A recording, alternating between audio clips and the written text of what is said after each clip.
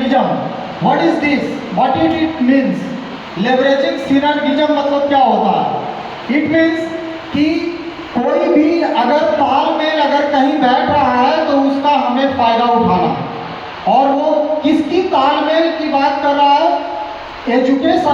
Education system यानी academic और industry का।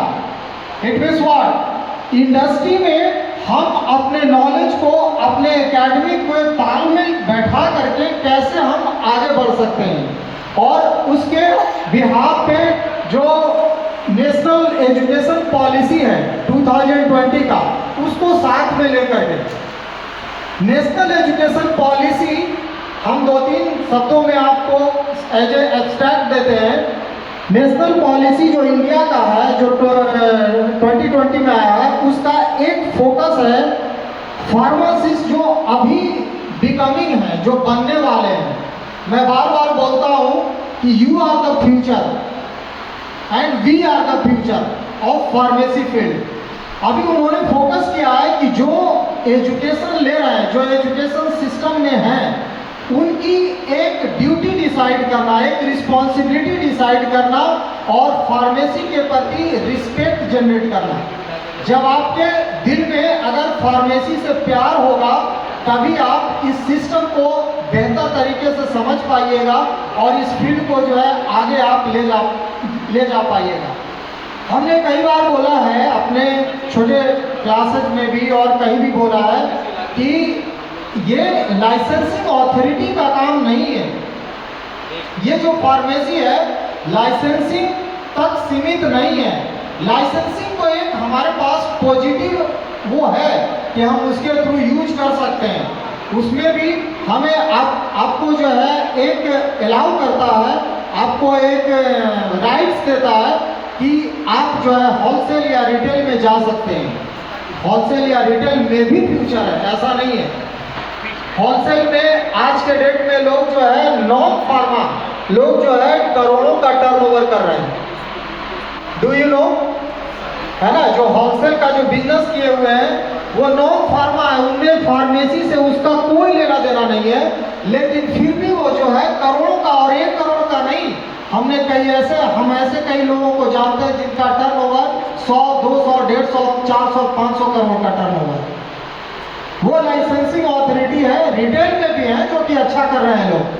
कुछ ऐसे दवा दुकान होता है जहाँ पे आप देखिएगा कि आपको भीड़ खत्म ही नहीं होते हुए दिखता है ना। कोई ऐसा होता है कि मक्खी मार रहा होता है। वाई? कहाँ से ये डिफरेंस आ रहा है?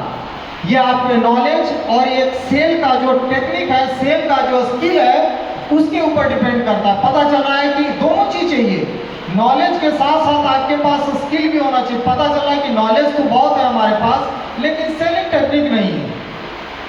पता चल रहा है कि वो कस्टमर हमारे पास आ रहा है, हम उसको 1 से 2 बार में ही हमेशा के लिए हम अपने शॉप पर से आउट कर दे रहे हैं, क्योंकि आपका व्यवहार वैसा है।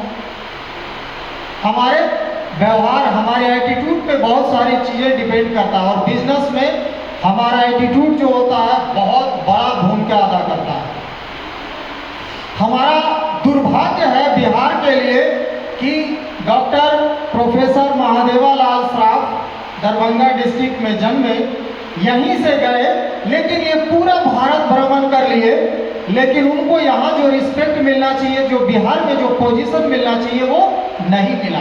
तभी तो लोग बाहर गया ना, बाहर गए लोग, बाहर में बीएचयू गए, कहीं दूसरी जगह वो काम कर रहे हैं। बेचारे फार्मेसी से वो देख रहे हैं कि अपने फील्ड से वो जूझ रहे हैं, लेकिन फिर भी उनका अथक प्रयास जो है एक फार्मेसी को वो रिस्पेक्ट दिला करके रहा, और एक लाइन डिसाइड किया कि नहीं, एक पर्टिकुलर इसका एक डिसीजन होना चाहिए, पर्टिकुलर एक इसका लाइन होना चाहिए। आखिर में फार्मेसी की जरूरत क्यों पड़ी?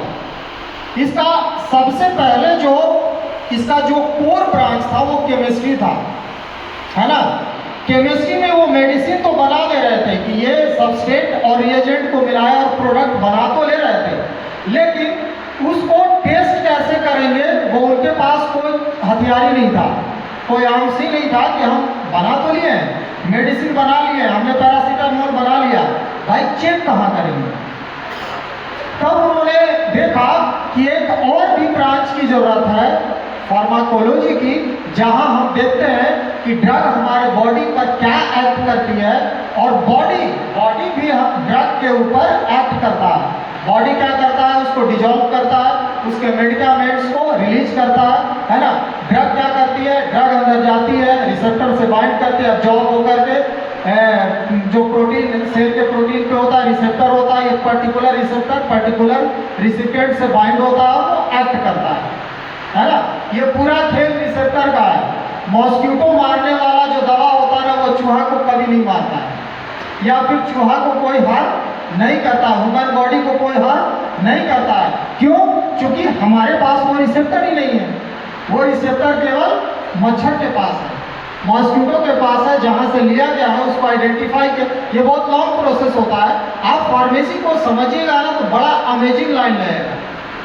आप पैरासीटामोल में देखिए ना कि हमारे पास ऐसा क्या होता है जो कि हमारे बॉडी को टेम्परेचर, कभी आपने सोचा है कि ऐसा क्या होता है पैरासीटामोल के अंदर, एस्पिरिन के अंदर, कि वो बॉडी के टेम्परेचर को डिक्रीज करता है?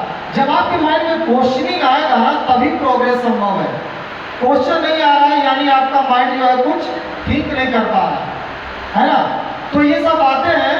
थोड़ा सा हम आपको फिर से ले चलते हैं कि इस लाइन के ऊपर कि जिनका अथक परिश्रम रहा है ना, यहाँ तक लाने में। अब तो इतना इसका एडवांसमेंट हो गया है कि फार्मा सेक्टर जो है आईटी सेक्टर में इंटर कर रही है, कोलैबोरेट कर रही है।